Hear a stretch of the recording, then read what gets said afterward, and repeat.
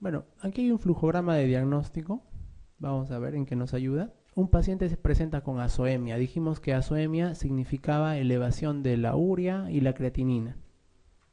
Entonces, nuestra primera pregunta es, ¿será aguda o será crónica?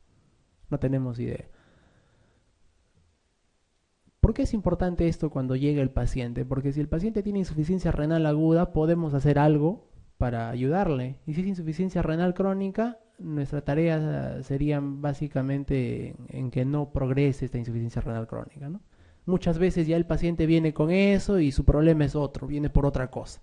Imagínense un paciente que tiene ya insuficiencia renal crónica y viene por una neumonía. Entonces, si nosotros no conocemos al paciente, le sacamos una urea creatinina y nos sale elevado y estamos ante este problema azoemia. Muy bien, si pensamos en insuficiencia renal aguda, podemos pensar en hipoperfusión, o sea que le llega poca sangre al riñón, ¿no?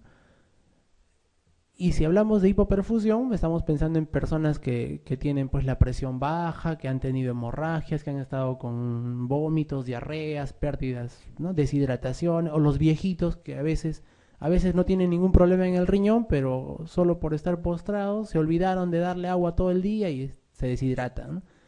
Y es lo mismo, pueden hacer hipoperfusión. Cuando hay hipoperfusión, o sea, no llegada de sangre, se llama azoemia prerrenal o insuficiencia renal prerrenal.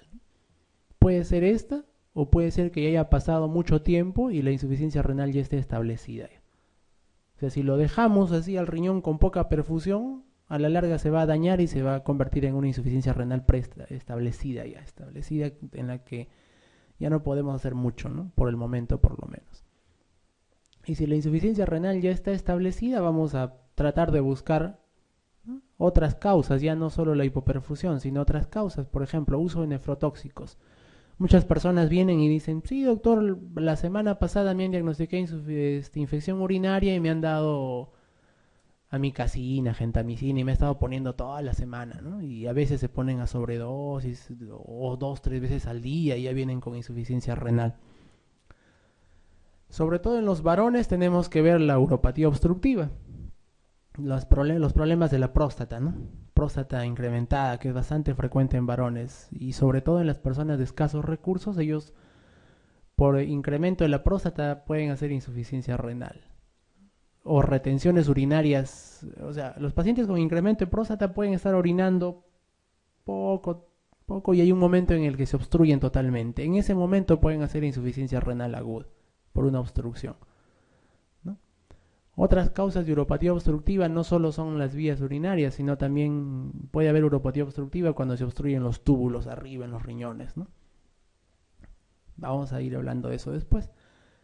Puede haber glomerulonefritis. Cuando hablamos de glomerulonefritis estamos hablando de inflamación de los glomérulos, ¿no? Y la inflamación de los glomérulos, por lo general, las causas que tenemos nosotros más frecuentes son las causas autoinmunes y luego las primarias, ¿no? O sea, pacientes con lupus eritematoso, digamos que es lo más frecuente en nuestros hospitales, o vasculitis, en las cuales su creatinina sube rápidamente de un día para el otro. También, ¿no? Está en el diagnóstico diferencial. Otras son las nefritis intersticiales. Hay medicamentos, alimentos, productos naturales que pueden causar nefritis intersticial. Hay que preguntar sobre ellos, ¿no? Si está expuesto a alguno de ellos. Por ejemplo, los más representativos son aquí los beta-lactámicos que pueden causar nefritis intersticial, ¿no? Nefritis intersticial alérgica, por ejemplo. Y también tenemos que buscar entre las causas la obstrucción vascular. Trombosis, por ejemplo, ¿no? Trombosis de arterias renales, etc. Y bueno, la clasificación que ya les adelanté, la prerrenal, la renal o intrarrenal, debe ser aquí, y la posrenal o intrínseca a la renal, perdón, ¿no? Prerrenal, renal o intrínseca y posrenal. Como ven, ¿cuál es la más frecuente? La prerrenal, 50%. Y esta es la que es más rápidamente recuperable, ¿no? Por ejemplo, ustedes llegan, les traen un paciente que está con bastantes diarreas, le toman una creatinina, está elevada. ¿Qué tienen que hacer? Hidratarlo, ¿no? Lo hidratan agresivamente y a las 4 o 5 horas le vuelven a tomar la creatinina y ya está en bajada ya. Y a las 12 horas le dan de alta, le salvaron la vida. ¿no? Es la más frecuente y en la que se puede hacer más, ¿no? La renal o la intrínseca, como las glomerulonefritis, las nefritis intersticiales, etcétera, son casi la mitad, y las postrenales son las menos frecuentes, ¿no?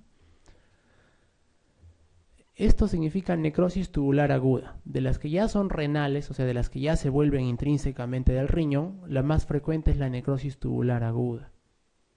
Necrosis tubular aguda. O sea, si ustedes imaginan el interior del túbulo, pues todo el epitelio interior del túbulo se ha necrosado y se ha muerto todo ese epitelio, ¿no? Entonces aquí hay bastantes trastornos hidroelectrolíticos, porque como ustedes saben, los túbulos son los que reabsorben o secretan electrolitos, ¿no? Y mantienen el equilibrio ácido-base. También puede haber una nefritis intersticial, donde hay una inflamación en el intersticio del riñón, o una glomerulonefritis aguda. O sea, las causas renales de insuficiencia renal pueden ser así, de estos tres tipos, ¿no? En el glomérulo, en el intersticio o en los túbulos. De estos, los más frecuentes dentro del túbulo, la necrosis tubular aguda, ¿no? Entonces, ya está yendo más fácil esto para clasificar.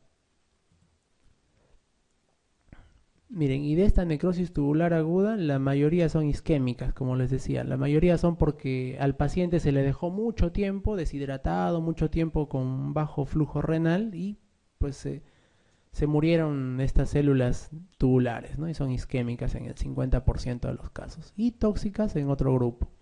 Las tóxicas pueden ser así, ¿no? Exógenas, endógenas o vascular intersticial, etc.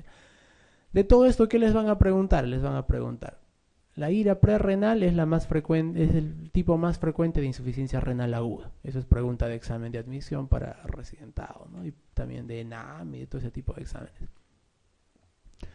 Y de la necrosis tubular aguda, la mayoría es isquémica. O sea, quiere decir que si a una insuficiencia renal prerrenal yo la dejo mucho tiempo sin hidratar y sin mejorar, se va a convertir en una renal del tipo necrosis tubular aguda. Y la forma más frecuente de esta necrosis tubular aguda es la isquémica, ¿no? Entonces esa es la idea de lo que ustedes tienen que conocer bastante en esto. Bueno, hasta el cansancio vamos a seguir, porque yo creo que la prerrenal es la que es muy importante y preguntan bastante, ¿no? Aquí estamos en esta lámina, vamos a conversar sobre la insuficiencia renal aguda prerrenal, de etiología prerrenal. Ahí dice, ¿no? Por disminución del volumen intravascular efectivo. O sea, el volumen de sangre dentro de nuestras arterias y venas disminuye. ¿Por qué? Por estas dos causas: pérdidas o por redistribución. Pérdidas cuando ya pues nos hacemos una herida, tenemos hemorragia digestiva alta, tenemos diarreas, vómitos. Las quemaduras también, ¿no? Los pacientes grandes quemados pierden líquido por evaporación. También tienen pérdidas de líquidos. O los diuréticos, ¿no? Hay personas que usan diuréticos y se deshidratan. El uso de los diuréticos es bastante delicadito, ¿eh? Hay que decirle a la persona que se esté pesando diario para ver si no está perdiendo muchos líquidos. O también puede ser por redistribución, ¿no? Por ejemplo, aquí en el caso de la pancreatitis, la redistribución se da porque se secuestra bastantes líquidos en el espacio peritoneal. Hasta 8 o 10 litros se pueden secuestrar ahí, imagínense. Ese líquido, ¿de dónde sale? Sale del intravascular y del intersticial, ¿no? Entonces hay disminución del volumen intravascular efectivo. En los casos de síndrome nefrótico también hay redistribución. ¿Por qué? Porque al haber poca albúmina en la sangre, no hay mucha presión oncótica, entonces el líquido escapa y el paciente está edematoso, ¿no? Tiene bastante líquido, sí, pero no lo tiene dentro del intravascular, lo tiene fuera en el intersticial a manera de edemas, ¿no? Entonces puede ser la disminución del volumen intravascular por pérdidas o por redistribución. También prerrenal, o sea, prerrenal se refiere a que no le llega sangre al riñón, acuérdense así, no le llega la suficiente sangre al riñón, eso es prerrenal. También puede ser por reducción del gasto cardíaco. Si el corazón no bombea bien, no le va a llegar suficiente sangre al riñón, ¿no? Por ejemplo, en un shock cardiogénico en el cual el corazón no puede mantener la perfusión de todos los tejidos. En un infarto agudo de miocardio también el corazón no puede bombear, pierde su capacidad de bombeo. En una insuficiencia cardíaca congestiva grave y de larga data también suele producirse, y en las arritmias, ¿no? En la insuficiencia cardíaca congestiva hay un síndrome ya que se ha reconocido últimamente, que es el síndrome cardiorrenal, ¿no? El síndrome cardiorrenal, el paciente con insuficiencia cardíaca congestiva empieza a desarrollar insuficiencia renal. ¿Por qué? Porque no le llega mucha sangre al riñón, ¿no? También puede haber vasodilatación de las arterias o arteriolas periféricas, como en el caso del shock séptico, ¿no? Choque anafiláptico, shock séptico, hipotensores, etc. O una vasoconstricción dentro del riñón, o antes de los glomérulos. Imagínense que antes del glomérulo la arteriola disminuye de calibre, entonces le va a llegar poca sangre al glomérulo, ¿no? Que es donde se realiza el filtrado glomerular. Por ejemplo, los AINES, la inhibición de la síntesis de prostaglandinas, todos los AINES que ustedes conocen, ¿no? Pueden causar esto, pueden causar la disminución de la llegada de sangre al riñón por vasoconstricción renal. Ahora, dentro de los AINES, ustedes han escuchado hablar de los inhibidores selectivos de la COX, ¿no? De la COX-2, hay COX-1, COX-2. Estos son para proteger al estómago, más no al riñón. Va al riñón igual, COX-1, COX-2 igual disminuyen la llegada de sangre al glomérulo finalmente, ¿no? Hay que tener mucho cuidado, sobre todo, imagínense un paciente con insuficiencia cardíaca al que le tengamos que dar antiinflamatorios no esteroideos por algún dolor. Hay que tener mucho cuidado, ¿no? Y también, así como la disminución en calibre de la arteriola, ¿no?, aferente, o sea, la que llega al glomérulo, puede disminuir la llegada de esta sangre al glomérulo. Imagínense que hay otra arteriola después del glomérulo, que es la eferente, ¿no? Y si la eferente se dilata mucho, entonces la presión dentro del glomérulo cae. No es normal, la presión dentro del glomérulo se mantiene porque la arteriola eferente no está dilatada y la aferente de la que llega está abierta. Pero si yo hago al revés, hago vasoconstricción en la que da la sangre y dilato de la que la saca, entonces la presión cae en el glomérulo. Si la presión cae en el glomérulo, el filtrado glomerular también va a caer, ¿no? Va a bajar, porque el filtrado glomerular depende bastante de la presión que se genera dentro de ese glomérulo. Y el paciente puede hacer insuficiencia renal aguda, ¿no? ¿Quiénes hacen vasodilatación de la arteriola eferente? Los IECA, los inhibidores de la enzima conversora de la angiotensina. Enalapril, captopril, ¿no? Por eso que muchas veces cuando tenemos pacientes que tienen mucho riesgo, como los pacientes con insuficiencia cardíaca, etcétera, y les empezamos captopril o enalapril para tratar una hipertensión o para tratar la pobre insuficiencia cardíaca, deberíamos controlarles la creatinina por lo menos a la semana, ¿no? Para ver si es que no hay una caída en el filtrado glomerular. Más que la creatinina, calcularle el filtrado glomerular. Muy bien, aquí tienen todas las formas de producirse insuficiencia renal prerrenal. Bueno, veamos este caso sencillito, con todo lo que ya han podido escuchar hasta ahora. Imaginen ustedes un paciente de 70 años, mayor, ¿no? Anciano ya, que tras detectársele cifras elevadas de tensión arterial, o sea, le han detectado presión alta, comienza a tratarse con inhibidores de la enzima convertidora de la angiotensina. Imagínense que le empiezan a dar enalapril. A los pocos días presenta insuficiencia renal aguda. ¿Qué diagnóstico de entre los siguientes es el más probable? Este es un examen, esta es una pregunta repetida, creo que todos los años la preguntan, pero con diferente tenor. Pero todos los años preguntan esto mismo. En general es, si a un paciente le das inhibidores de la enzima convertidora de angiotensina y presenta una insuficiencia renal aguda, ¿cuál es su probable diagnóstico? Esa es la pregunta más directa, ¿no? ¿Cuál de estos creen que sea? Pues la respuesta va, ustedes agarran y cuando escuchan esto, IECA con insuficiencia renal, de frente se van a la estenosis bilateral de las arterias renales, ¿no? Inclusive si ustedes leen sus libros de medicina, su CTO, todos hacen hincapié en esto. Cuando uno le da IECA y presenta insuficiencia renal aguda, ahí por lo general el paciente ya tenía una estenosis bilateral de arterias renales y nadie se dio cuenta, ¿no? No es muy común tener esto, pero sí es muy común que venga en los exámenes, ¿no? Muy bien. Descartamos los demás, ¿no? Glomerulonefritis aguda, no tiene nada que ver. Insuficiencia renal postrenal no tiene nada que ver con los inhibidores de la enzima convertidora. Necrosis tubular aguda tiene más que ver con deshidrataciones, ¿no? Síndrome nefrótico, no, pues es pérdida de proteínas, no tiene nada que ver. Es la estenosis bilateral de arterias renales. Imagínense, con unas arterias renales estenosadas, ya de por sí le está llegando poca sangre al riñón. Si yo le doy IECAS, entonces lo que yo hago es dilato la arteriola eferente, o sea, de la que sale la sangre, de la que se va la sangre a partir del glomérulo, la dilato. Si yo dilato eso, bajo mucho más la presión dentro del glomérulo, que de por sí ya era escasa, y el paciente empieza a hacer insuficiencia renal aguda, pues, ¿no?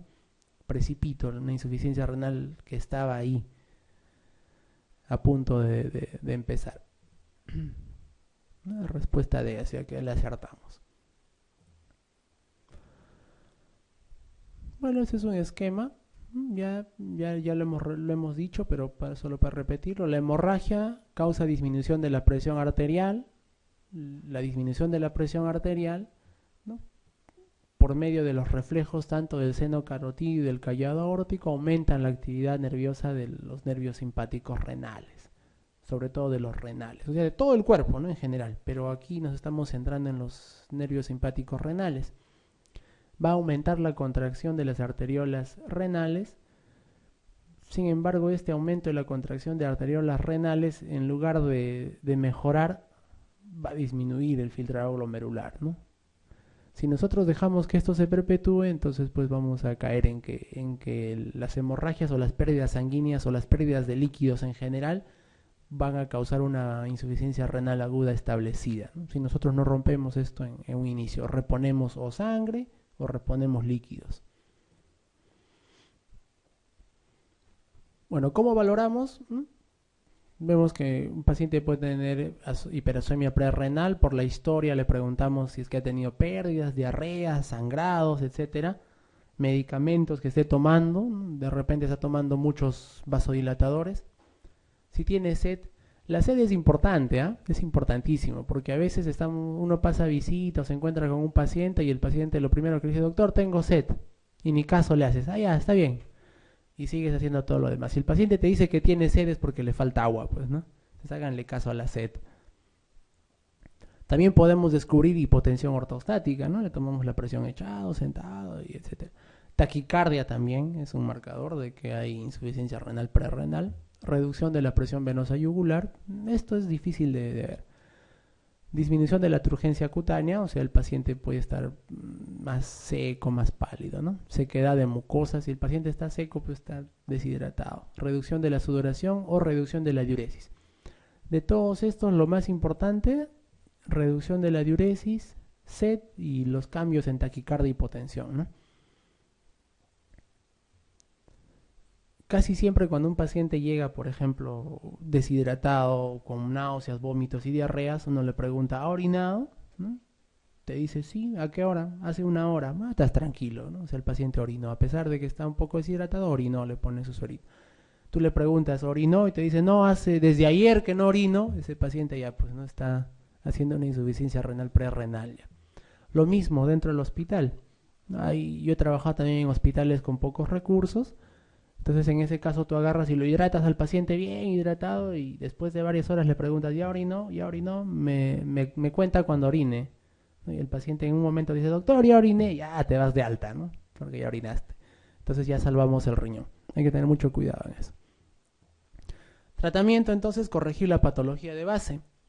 Si es hemorragia, pasarle sangre. Si son vómitos y diarrea, pasarle los líquidos más adecuados, ¿no? Hay que suspender diuréticos si es que el paciente los está tomando. Manejo de la falla cardíaca, si es que es por falla cardíaca. Si es que está con una arritmia, a veces hay arritmias que se vuelven tan severas o tienen una frecuencia tan alta que no dejan bombear bien al corazón. Hay que administrar fármacos antiarrítmicos si es necesario. Tratar las infecciones que pueden causar dilatación de las arterias y arteriolas. Suspendemos los inhibidores de prostaglandinas, o sea, suspendemos los AINES y suspendemos los inhibidores de la enzima convertidora de angiotensina. ¿no? Y esto de acá es lo que tienen que llevarse ustedes en mente. La azoemia prerrenal es potencialmente reversible. Potencialmente. ¿No? ¿Quiénes son los que van a hacer que sea reversible? Ustedes. ¿No? Pero también es potencialmente irreversible, ¿no? Es de los dos. Bueno, aquí están los índices urinarios en insuficiencia renal aguda. Es un cuadrito también interesante. De aquí, ¿qué les va a venir en el examen? ¿No? Cuando nosotros queremos diferenciar una azoemia prerrenal y una insuficiencia renal establecida, o sea, ya una insuficiencia renal en la que ya no podemos hacer nada por recuperar, salvo esperar a que la naturaleza se apiade del paciente y le recupere su riñón solo, ¿no? Y evitar seguir dañándolo. En cambio, en la azoemia prerrenal nosotros tenemos potencialidad para poder recuperar esos riñones. Bueno, seguimos.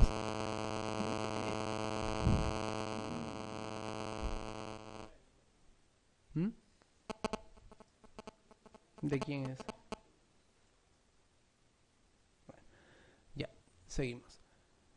Miren, en el sedimento de orina, la insuficiencia renal establecida se encuentra en cilindros granulosos. Eso es importante. Esto sí, pregunta de examen también en cuanto a insuficiencia. Como les dije, de esta primera exposición de hoy, hay un montón de preguntas casi fijas en los exámenes. Entonces, en la insuficiencia renal establecida aguda se encuentran cilindros granulosos en el sedimento de orina. Y en la azoemia prerrenal no.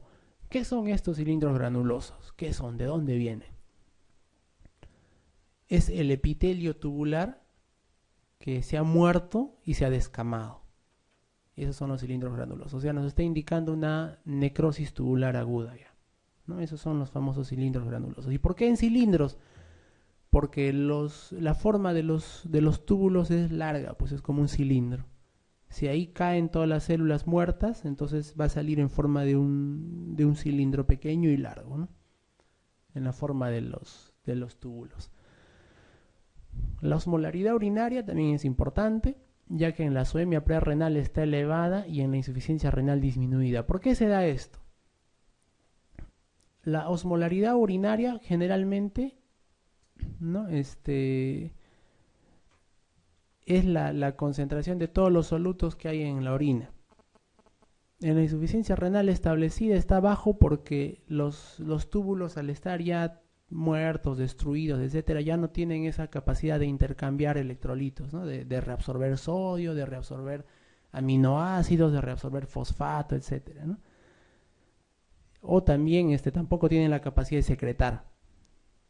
Y se da la diferencia esta, ¿no? La osmolaridad urinaria aquí aumentada y en la ira establecida disminuida.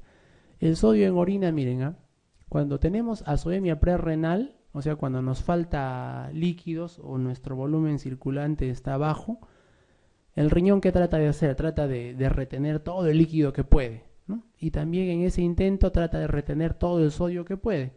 Entonces el riñón empieza a reabsorber todo el sodio que puede y por eso que nuestro sodio en orina sale bajo. En cambio, cuando ya hay daño de las células de los túbulos, se pierde esta reabsorción, esa regulación del sodio y el sodio empieza a perderse en mayor cantidad, más de 40. Y esta es la excreción fraccionada de sodio de la que vimos la fórmula al inicio. En la azoemia prerrenal es menos de 1 y en la ira establecida más de 1. Esta excreción fraccionada de sodio sigue los mismos signos de comparación que el sodio en orina. Es menor cuando hay azoemia prerrenal porque se trata de reabsorber más sodio y es mayor en la ira establecida porque ya no importa, el sodio se pierde porque ya pues esos túbulos ya se murieron, ¿no?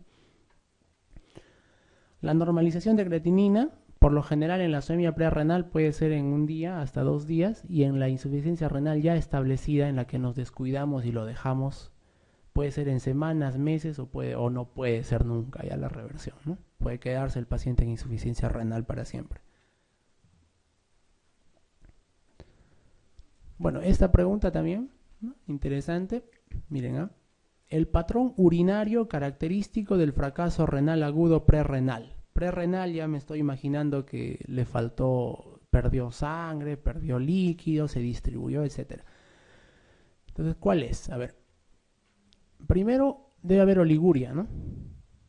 Sí, disminuye la orina porque el riñón trata de de no gastar, de no dejar pasar líquidos, de no perder líquidos. Trata de resolver todos los líquidos que pueda y hay oliguria. Listo. Tenemos la A con oliguria, la C con oliguria y la E con oliguria. Luego, el sodio en orina, ¿cómo está?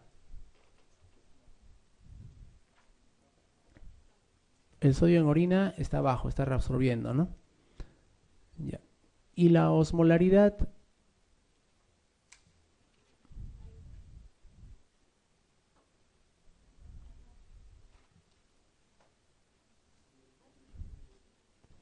miren, ¿ah? En prerrenal alta y en ira establecida baja.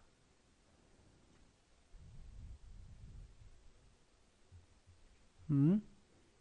Bueno, la respuesta es la C, miren, oliguria, sodio bajo en orina, porque el riñón trata de retener, y osmolaridad alta en orina, ¿no? Es lo que vimos aquí, con osmolaridad alta, o sea, la azoemia prerrenal. Cuando les pregunten azoemia prerrenal es así, oliguria, sodio bajo en orina y la osmolaridad alta en orina.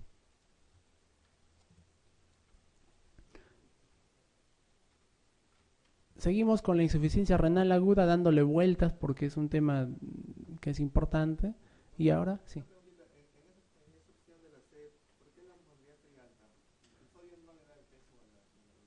Claro, lo que pasa es que también, claro, deja escapar aminoácidos, ¿no? Sobre todo aminoácidos. Y ahí es donde cambia la osmolaridad.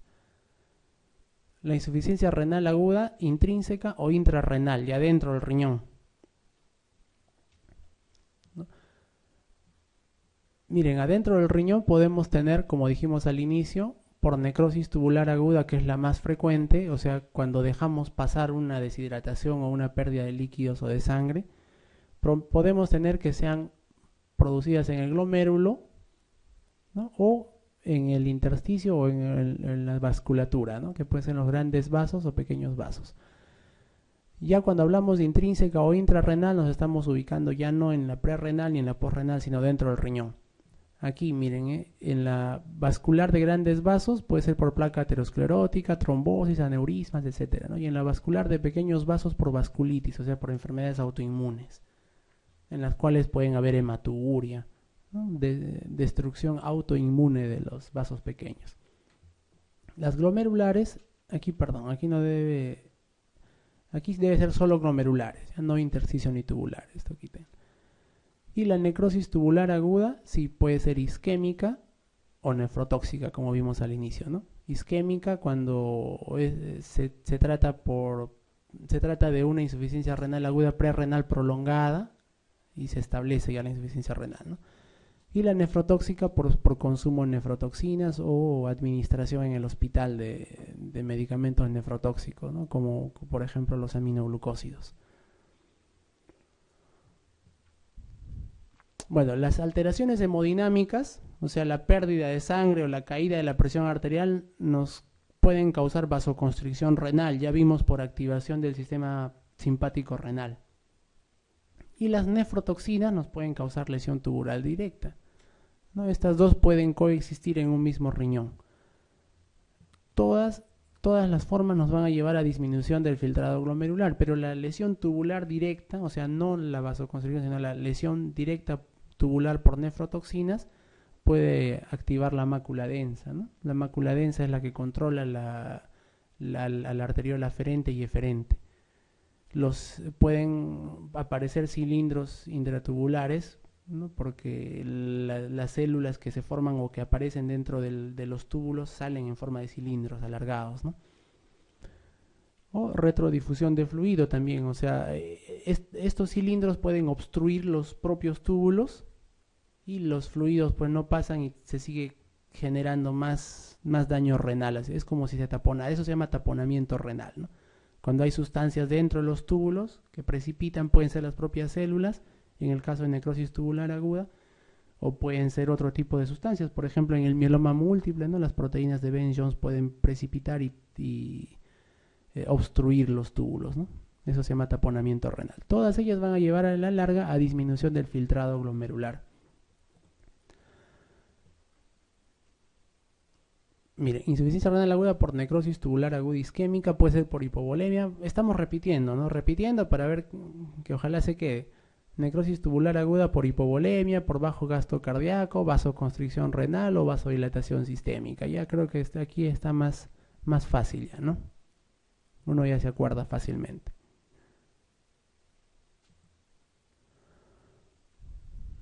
Bueno, las fases de la insuficiencia renal aguda isquémica tenemos ira prerrenal, donde es reversible.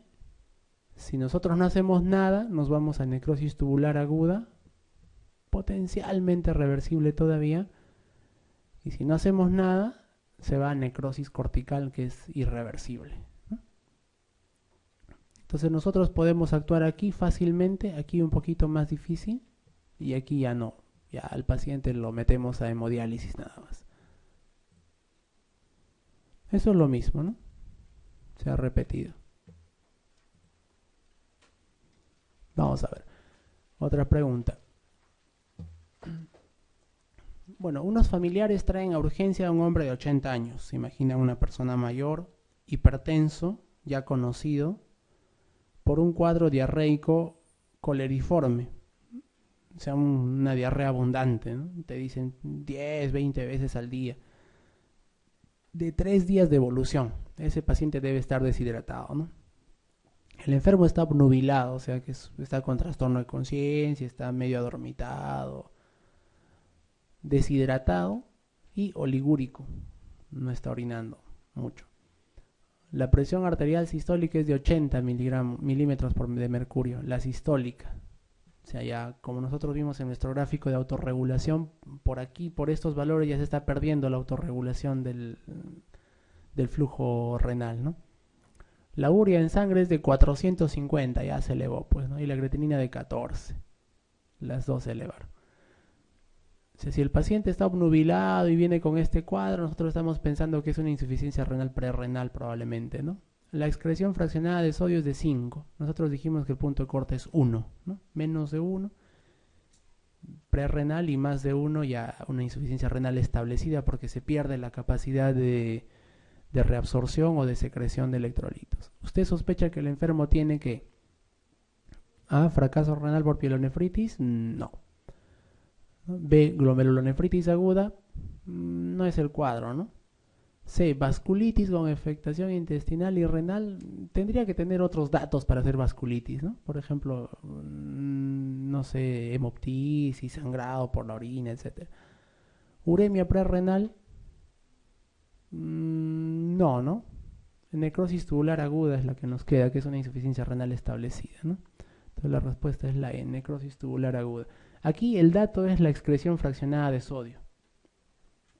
Porque si yo digo que esta excreción fraccionada es menos de 1, estaría en una uremia prerrenal. Pero como ya pasó de 1, ya es una necrosis tubular aguda, es decir, una insuficiencia renal aguda establecida ya. Entonces el FENA o fracción excretada de sodio es importante, ¿no? Eso sí les van a preguntar. Acuérdense, menos de 1 y más de 1. Y por si acaso les dan los datos en el examen, acuérdense de la fórmula, ¿no? Bueno, hay fármacos que causan nefrotoxicidad. Hay muchos conocidos como los aminoglucósidos, gentamicina, micacina.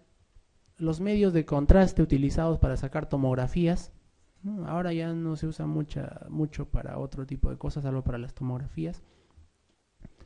Algunos antineoplásicos, algunas toxinas endógenas, ¿no? Mioglobina por una rhabdomiólisis, la propia hemoglobina también puede ser nefrotóxica, y el ácido úrico. La mioglobina por una rhabdomiólisis es interesante, ¿no? Porque hay pacientes que, por ejemplo, son golpeados o aplastados por una pared en un terremoto o en un accidente de tránsito, y en ellos se rompen los músculos. Cuando los músculos se rompen, empiezan a salir bastante mioglobina a la sangre. Esta mioglobina es filtrada por el glomérulo, pero en los túbulos se puede precipitar. Entonces puede causar obstrucción de los túbulos. Eso es un taponamiento renal por mioglobina. Lo mismo por la hemoglobina. Bueno, y los medios de contraste sí causan un daño directo a los túbulos. Vamos a ver esta pregunta. ¿De cuál de los siguientes cuadros es característica la aparición de cilindros hemáticos en el sedimento urinario? Cilindros hemáticos son un grupo de glóbulos rojos todos empaquetados en una forma de pequeños cilindros, ¿no? Y eso nos indica que esos glóbulos rojos han estado o han tenido que pasar por los túbulos para que tengan esa forma de cilindro, ¿no? Han estado ahí aprisionados y han pasado por los túbulos. Muy bien, cilindros hemáticos. Necrosis tubular aguda. Dijimos que aquí había cilindros granulosos, ¿no? Que son las células epiteliales. Pero si es que hay cilindros hemáticos, ¿qué estamos pensando? Que esas células, esa sangre, ¿por dónde tuvo que llegar a los túbulos? Por el glomérulo, ¿no? Seguramente ese glomérulo está roto, está inflamado, qué sé yo. B. Lesión a cualquier nivel de las vías urinarias. No, pues, ¿no? A cualquier nivel no. Porque si estamos con una lesión a nivel de uréteres, de uretra, de vejiga, etcétera, sale sangre nada más, no tiene por qué salir cilindros. Daño glomerular severo. Sí, ¿no? El glomérulo está tan dañado que deja pasar glóbulos rojos y estos glóbulos rojos se compactan en forma de cilindro ya en los túbulos más adelante. Daño tubular, no tiene por qué haber sangre en el daño tubular. Cualquier lesión de la nefrona, muy inespecífico, ¿no? Entonces tenemos que la respuesta es C, daño glomerular severo. Acuérdense de eso, esto es importante, esto sí siempre suele venir también cuando quieren preguntar sobre ese tema. Los cilindros hemáticos es común en el daño glomerular severo, por ejemplo en las glomerulonefritis, ¿no?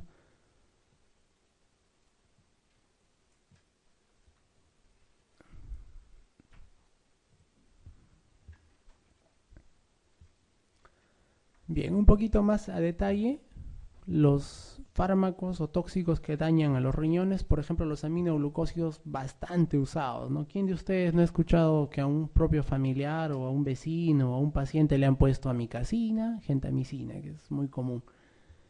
A veces da cólera, ¿no? Porque hay gente que para gripe receta amicacina, ¿verdad? Yo he visto, ¿eh? Personas con gripe, así con cuadro gripal, viral, con estornudos y todo, y le dicen, no, tienes una faringitis, amicacina. Y amicacina es para gram negativos, ¿no?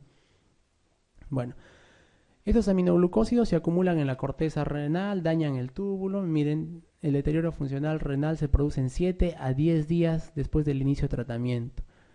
Anteriormente se daban los aminoglucósidos cada 12 horas, ¿no? Por ejemplo, la amicacina, la indicación era 500 miligramos en la mañana y 500 en la noche por una semana.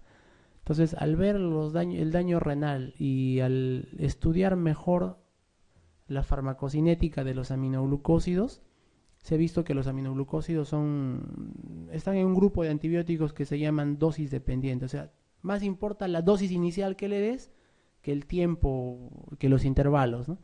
Entonces lo que se prefiere, se agarra toda la dosis del día y se le da una sola hora del día. Ya no se da, por ejemplo, amicacina 500 cada 12, se da 1 gramo al día, ¿no? Y se puede acortar hasta 5 días obteniendo el mismo beneficio. Es más o menos para cuidar a los riñones de la influencia de los aminoglucósidos. Sin embargo, se sigue produciendo todavía daño renal. Los medios de contraste. Miren, después de 24 a 48 horas del uso de medio de contraste aumenta los productos nitrogenados, o sea, 1 día o 2 tenemos que esperar, ¿no? Y posteriormente se recupera. Para evitar este daño renal por medios de contraste, ¿qué se recomienda? Hidratar al paciente previamente, ¿no? Le das una hidratadita, 500 de cloruro en el hospital, o que tome sus 3-4 vasos de agua y que se vaya a su tomografía tranquilo, ¿no? Para evitar la aparición de daño renal por medios de contraste. Pocos son los que van a requerir diálisis, ¿no? O que van a progresar a IRC, el 7% nada más. Bueno, esto de aquí es